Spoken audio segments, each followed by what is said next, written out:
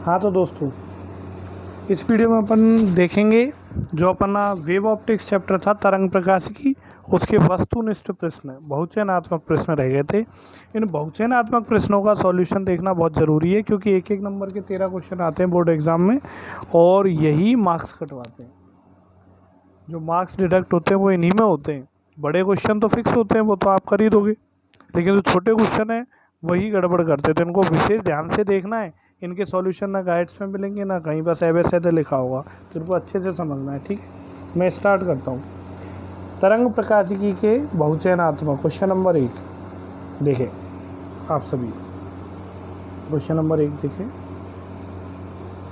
मैं पढ़ रहा हूँ।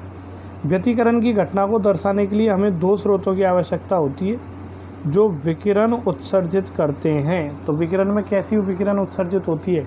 समान आवृत्ति, समान तरंगदैर्घ्य, और कैसे स्रोत होते हैं? कला संबद्ध स्रोत। कला संबद्ध स्रोत मतलब ऐसे स्रोत जिनसे निकलने वाली तरंगों के बीच में कलांतर क्या रहेगा? नियत रहेगा, निश्चित रहेगा। तो आंसर क्या आ गया? पहला, समान आवृत्ति और नियत कलांतर। ठीक है, फिर दूसरा आता है यंग के ड्यूसलिट प्रयोग में एक वर्णी प्रकाश स्रोत प्रयुक्त किया जाता है।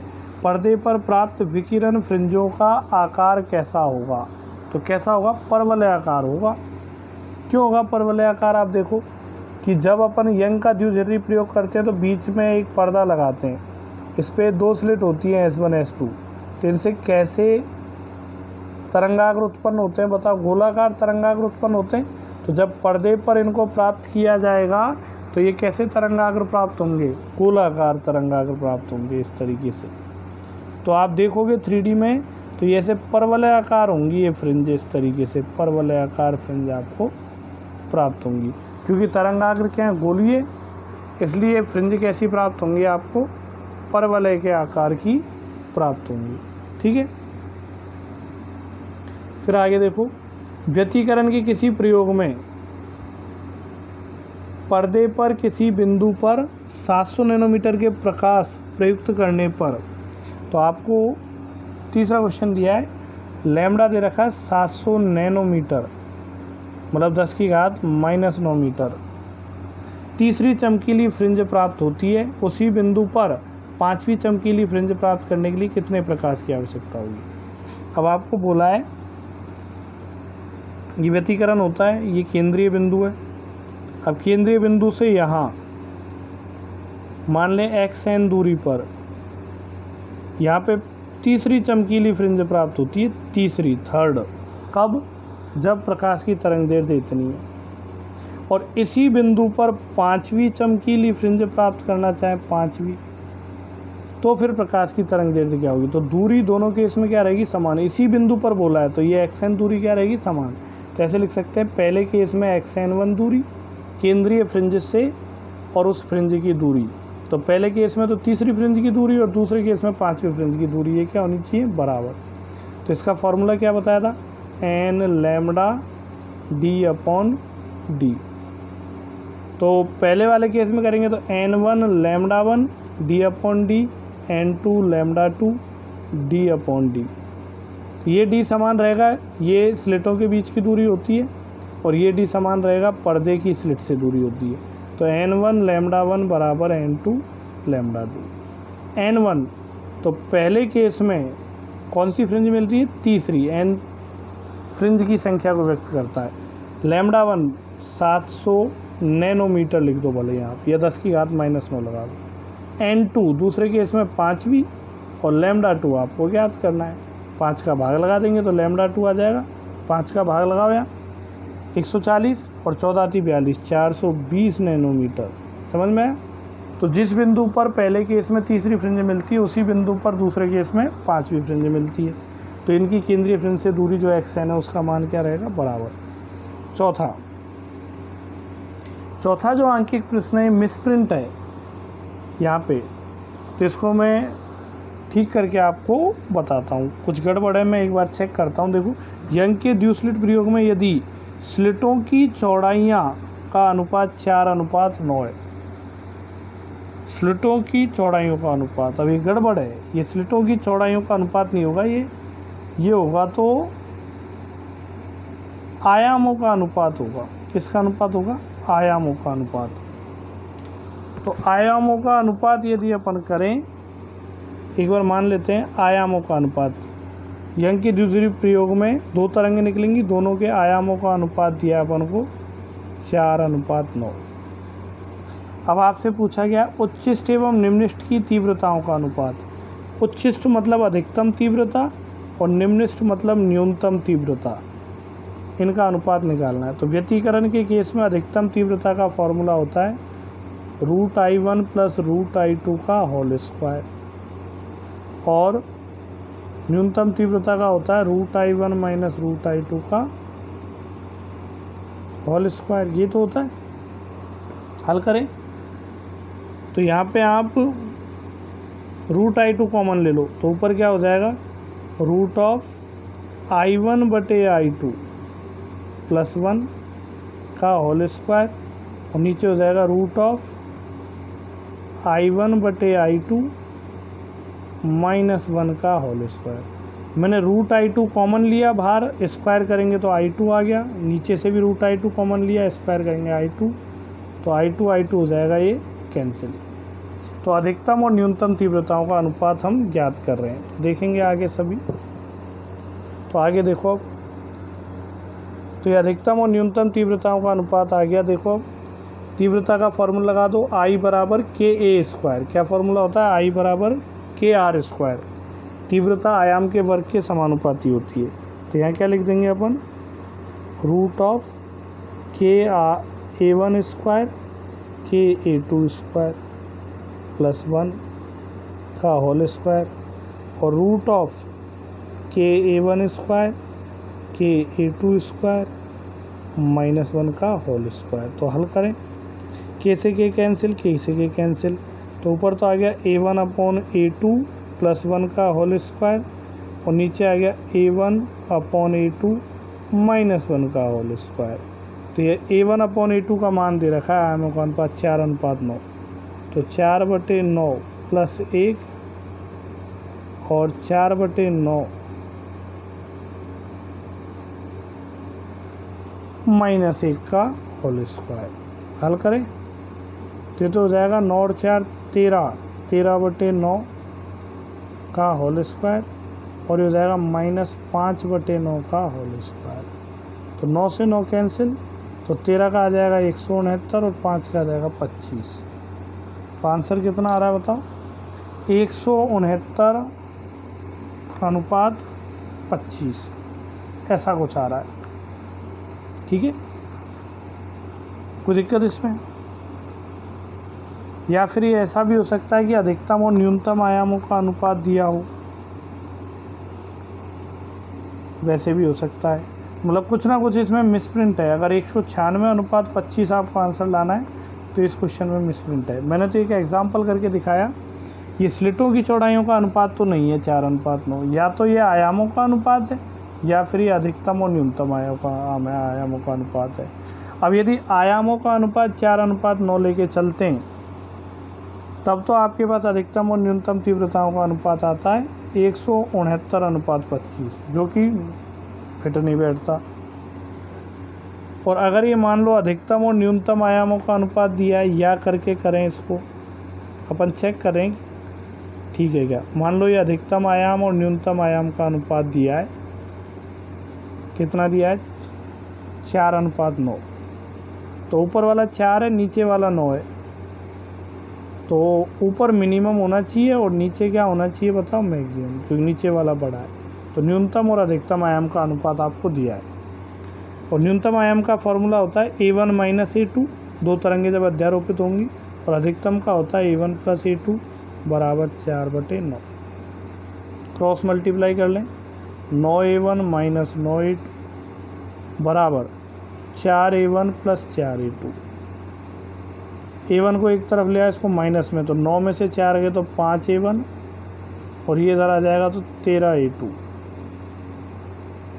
तो A1/A2 कितना आ जाएगा? A1/A2 आ जाएगा 13/5।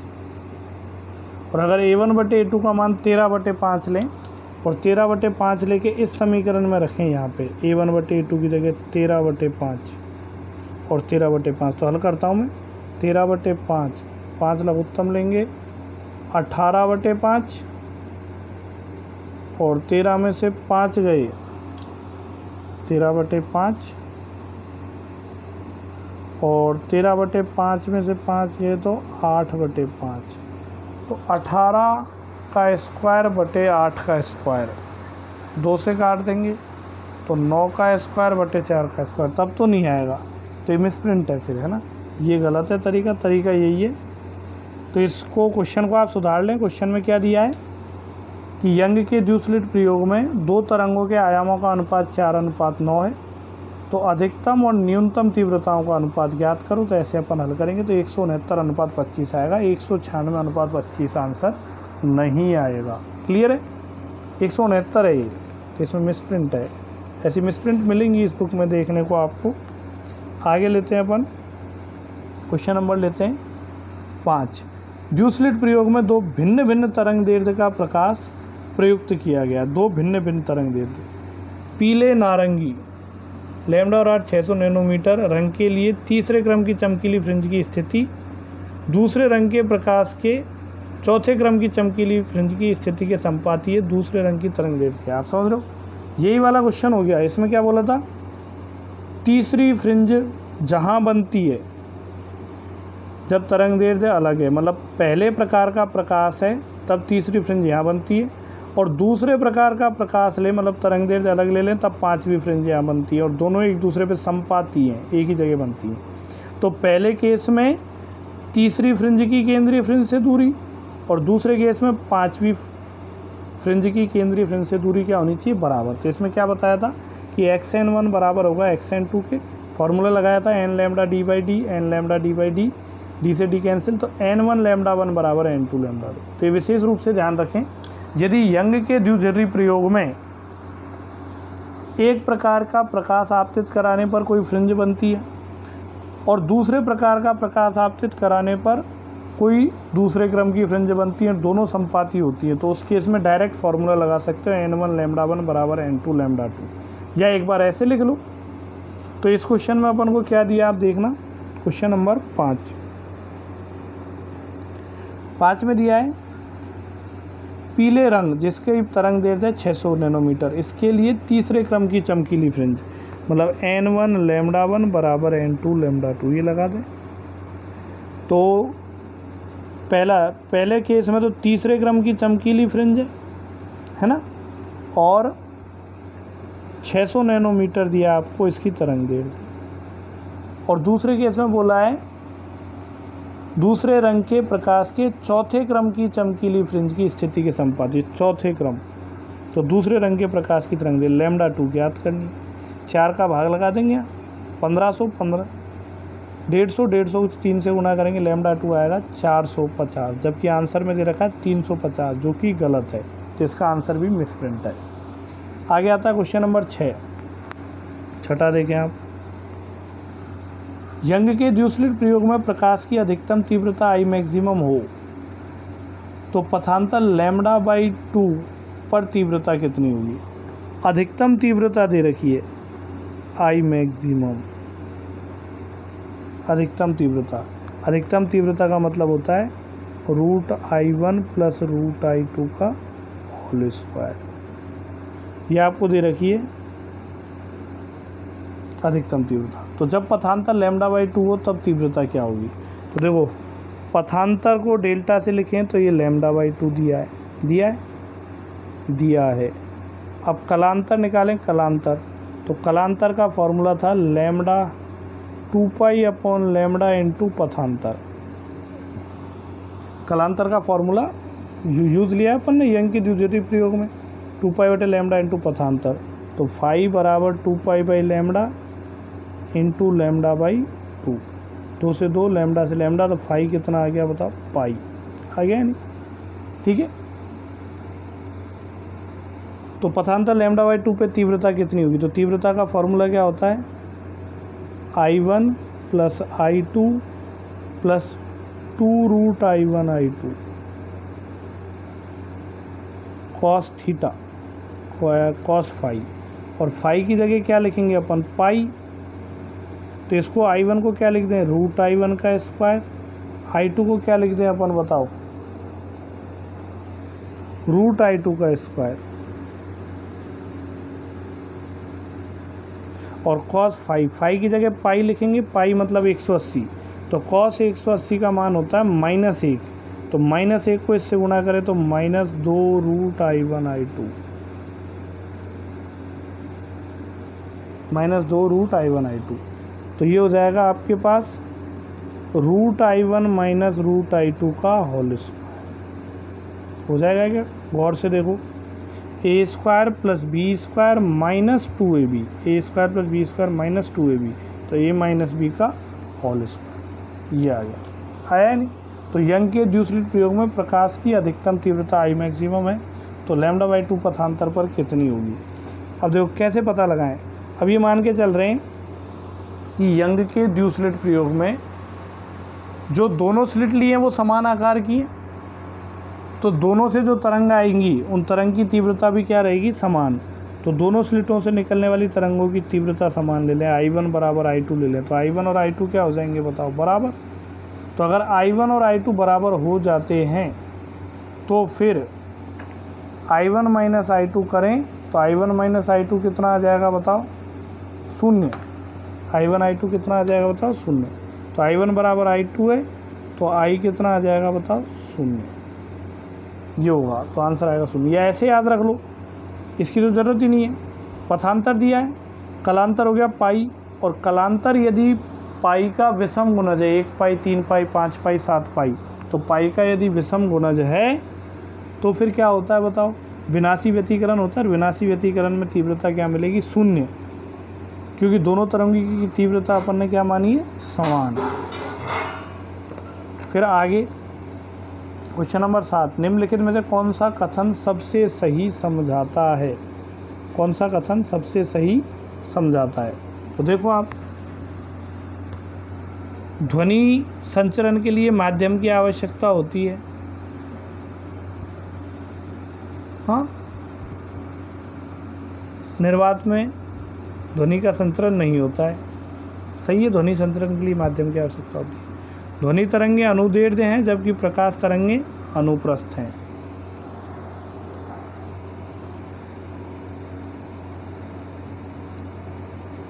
हाँ ठीक है, ये भी सही है। प्रकाश की तरंगदैर्ध्य ध्वनि की तुलना में बहुत कम है, हाँ। ध्वनि का वेग प्रकाश के वेग की तुलना में परिमाण की कोटि 10⁶ सेमी कम है। निम्नलिखित में कौन सा कथन सबसे सही समझाता है कि अधिकांश परिस्थितियों में ध्वनि का विवर्तन प्रकाश के विवर्तन से ज़्यादा संभाव्य है, प्रकाश के विवर्तन से ज़्यादा संभाव्य है ये। तो इसमें आंसर आपका आएगा, मैंने आपको बताया था कि एक तो बताया था कि जो प्रकाश की तरंगदैर्ध्य है वो बहुत कम होती है, जबकि स्लिट का आकार जो है वो बड़ा होता है, जबकि ध्वनि की तरंगदैर्ध्य ज़्यादा होती है, स्लिट का आकार कम होता है। लेकिन जब से वाला ऑप्शन पे जाते हैं तो यहाँ स्लिट के आकार से कोई तुलना नहीं की गई है।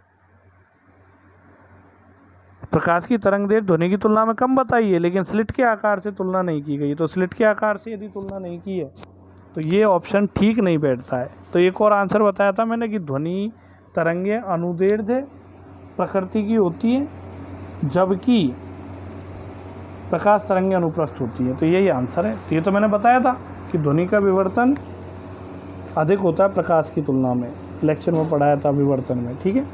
8वां देखो, चित्रानुसार एक प्रयोग में इलेक्ट्रॉनों को उनकी डी ब्रोगली तरंगदैर्ध्य की कोटि डी चौड़ाई की एक संकीर्ण स्लिट से गुजारा जाता है। वे इस स्लिट से डी दूरी पर स्थित पर्दे पर संसूचित किए जाते हैं। पर्दे पर प्राप्त तीव्रता का प्रतिरूप क्या होगा। तो अभी डायग्राम जो बना रखा है वो समझना आप। देखो मैं बुक को लेके आता हूँ आपके सामने, ये डायग्राम बना है। ये यहाँ एक स्लिट है, इसकी चौड़ाई डी है। यहाँ से समांतर किरणें आ रही हैं या समतल तरंगाग्र आपतित हो रहे हैं या विवर्तन होगा। विवर्तन के बाद यहाँ पर्दे पर प्राप्त होगा। तो पर्दे पर आपको पता है विवर्तन प्रतिरूप जो बनता है उसके बारे में। तो ये बीच में केंद्रीय उच्चिष्ट बनता है, फिर तीव्रता घटती जाती है, इधर भी तीव्रता घटती जाती है। तो केंद्रीय उच्चिष्ट पता है। ठीक है। तो केंद्रीय उच्चिष्ट के लिए आपको क्या ध्यान रखना है, पहली बात तो केंद्रीय उच्चिष्ट इस तरह का बनता है ये, तो ये ऑप्शन तो गलत है, इस तरह का तो बनता ही नहीं है, ये ऑप्शन गलत, और ऐसा भी नहीं बनता है, नीचे से यहाँ से घूमता है यूँ, यहाँ तो घूम ही नहीं रहा, तो ये दोनों ऑप्शन तो गलत हो गए। इन दोनों में से एक सही होना चाहिए। अब इन दोनों में से क्या है कि ये जो स्लिट का आकार है डी, तो केंद्रीय उच्चिष्ट की जो चौड़ाई होती है पहले सिरे से दूसरे सिरे तक, जो केंद्रीय उच्चिष्ट की ये जो चौड़ाई है ये स्लिट के आकार से बड़ी होती है। ये मैंने कहीं आपको बताया नहीं, लेकिन इस बुक में जहाँ ये पढ़ोगे आप विवर्तन, उस विवर्तन का एकल झिर्री द्वारा फ्राउनहोफर विवर्तन है, उसके लास्ट पैराग्राफ में बुक में लिखा हुआ है कि प्रैक्टिकल है, प्रैक्टिकल में आप देख सकते हो प्रैक्टिकली मतलब लैब में जाके कि ये जो है ना ये स्लिट की चौड़ाई, इससे ज़्यादा चौड़ाई का केंद्रीय उच्चिष्ट मिलता है। तो से और दे तो गलत ही हो गए ऑप्शन, ए और बे में देखें तो दोनों केस में स्लिट की चौड़ाई डी दे रखी है यहाँ से यहाँ तक, और यहाँ भी देखो केंद्रीय उच्चिष्ट की चौड़ाई इससे ज़्यादा है, और यहाँ भी स्लिट की चौड़ाई दे रखी है ये, तो यहाँ भी केंद्रीय उच्चिष्ट चौड़ाई इससे ज़्यादा है, तो दोनों ही ऑप्शन सही हैं, तो इसमें भी मिसप्रिंट है। अगर इसका आंसर देखा जाए 8वें का, तो 8वें का आंसर आपको दे रखा है बे वाला आंसर सही है, 8वें में ये बोला है, ठीक है।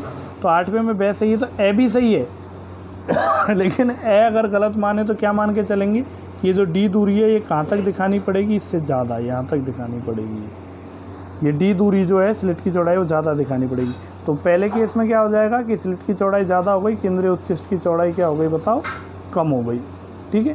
तो ये गलत हो जाएगा। तो सही कौन सा हो गया, जहाँ स्लिट की चौड़ाई कम होगी केंद्रीय उच्चिष्ट की चौड़ाई ज़्यादा होगी, तो ये भी मिसप्रिंट है। आगे लेते हैं अब अपन नेक्स्ट क्वेश्चन नंबर 9वां देखो, एक स्लिट द्वारा 5000 एंगस्ट्रॉम तरंग दैर्ध्य का प्रकाश विवर्तित होता है और विवर्तन प्रतिरूप में 5वां निम्निष्ठ केंद्रीय उच्चिष्ट से 5 mm की दूरी पर बनता है। 5वां निम्निष्ठ, तो निम्निष्ठ के लिए क्या कंडीशन बताई थी, ए साइन थीटा बराबर एन लैम्बडा, यही बताई थी। और 5वां निम्निष्ठ जो है वो 5 mm की दूरी पर बनता है पर्दे पर।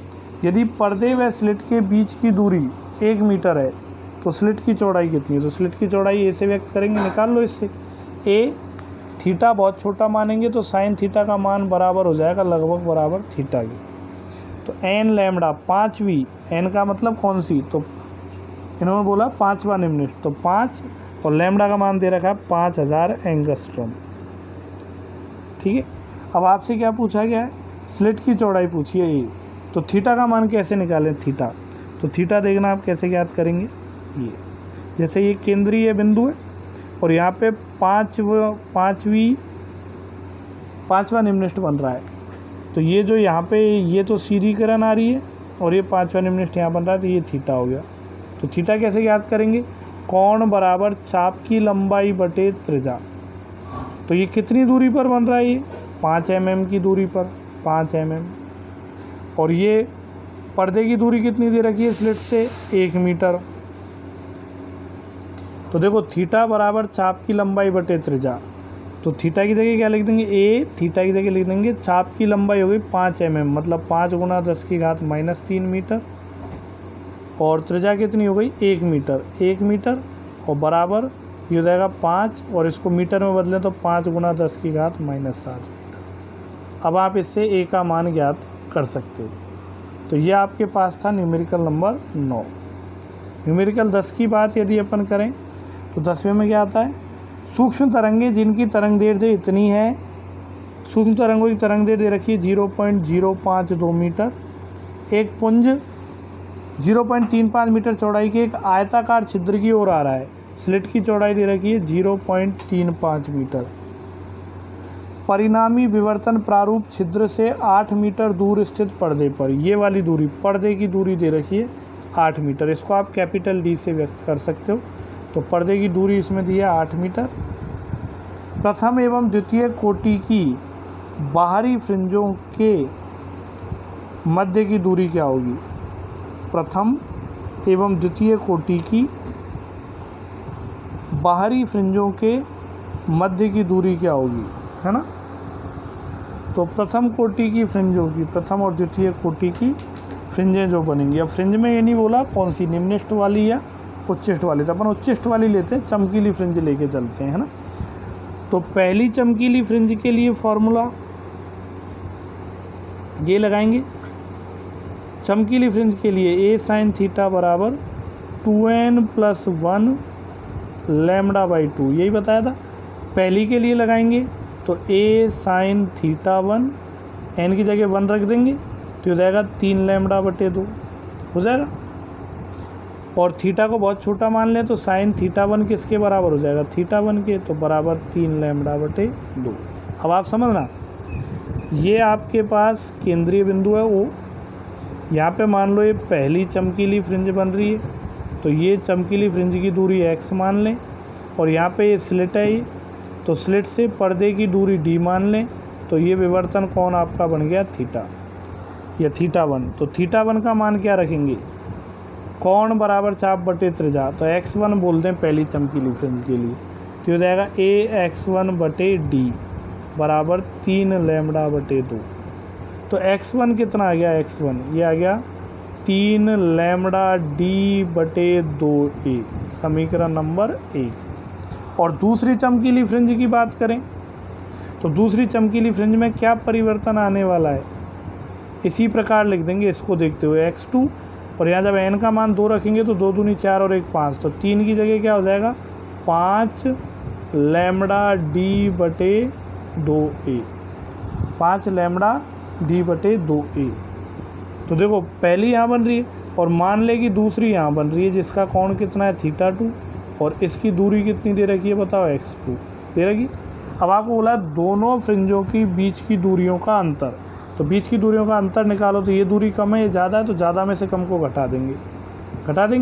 तो दोनों फ्रिंजों के बीच की दूरियों का अंतर क्या आने वाला है, तो ये आएगा, अंतर आएगा ΔX बराबर x2 - x1 आएगा ही नहीं।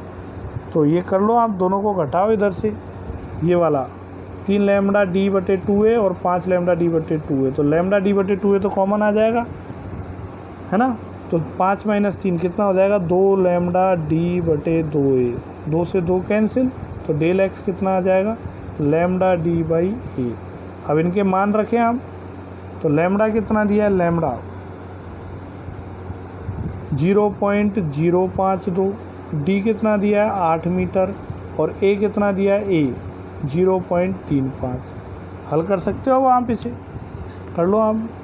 ΔX 8 दूनी 8 से गुणा कर दो, 8 दूनी 16, 8 पंच 40 और 1 41, और बटे 0.35, पॉइंट हटाओ नीचे 1000 ऊपर 100, तो हो जाएगा 416/350। अब हल कर लेना, आंसर आ जाएगा। अब क्वेश्चन नंबर लेते हैं अपन 11वां देखना। अब आप, खगोलीय दूरदर्शी का द्वारक बड़ा होता है, कारण क्या है, ये मैंने आपको बताया था। परावर्तक दूरदर्शी और अपवर्तक दूरदर्शी में बताया था कि परावर्तक दूरदर्शी ज़्यादा श्रेष्ठ होता है। क्यों, क्योंकि खगोलीय दूरदर्शी का द्वारक बड़ा करने से उसमें गोलीय विपतन का दोष दूर हो जाता है, गोलीय विपतन का दोष, वर्ण विपतन का दोष दूर हो जाता है।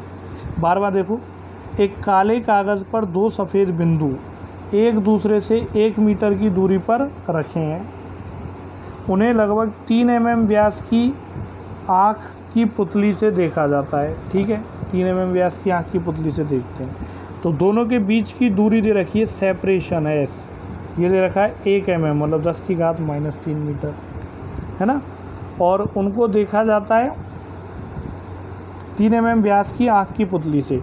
तो आँख का जो लेंस है उसका व्यास दे रखा है 3 mm, तो व्यास हो गया 3 mm, मतलब 3 × 10⁻³ मीटर। उनके मध्य अधिकतम दूरी क्या होगी कि उन्हें आँख द्वारा ठीक विभेदित किया जा सके, जबकि प्रकाश की तरंग दैर्ध्य लैम्डा आपको दे रखी है कितनी बताओ,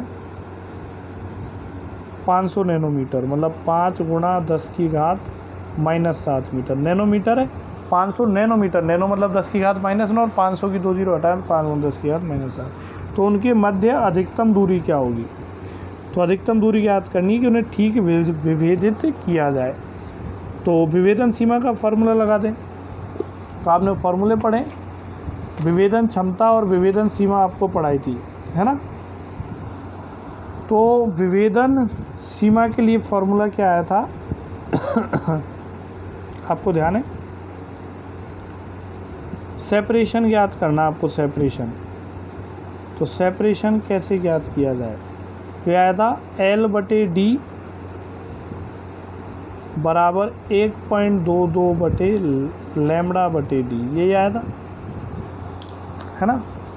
अब इसमें क्या क्या दिया हुआ आपको? इसमें दिया है आपको, एक तो इसका मान दिया है, लैम्बडा का मान दिया है, रख देंगे। कैपिटल डी का दिया है, रख देंगे। अब ये डी जो है, डी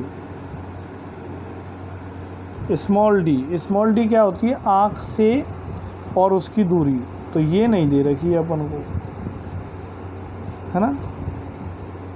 देखो आप फिर से, व्यास दे दिया, एस दे रखा है, सेपरेशन एस। तो उनकी अधिकतम, मध्य की अधिकतम दूरी डी ज्ञात करना है, डी। एल क्या हो गया? लंबा, मतलब उनके बीच की दूरी, इसको एस से भी व्यक्त कर सकते हैं, ये बताया था। विभेदन सीमा में फॉर्मूला देखना डेरिवेशन के शुरू में। तो ये दे रखा है, डी ज्ञात करना है, डी को इधर ले आओ, इसको इधर ले आओ, तो डी बराबर एस डी बटे, इस डी को तो गुणा में ले आए, ये गुणा में, ये भाग में, तो 1.22 लैम्बडा। अब सारे मान आप रख दो, आपको आंसर मिल जाएगा। तो ये डी क्या पूछा है? किसके बीच की दूरी पूछी है?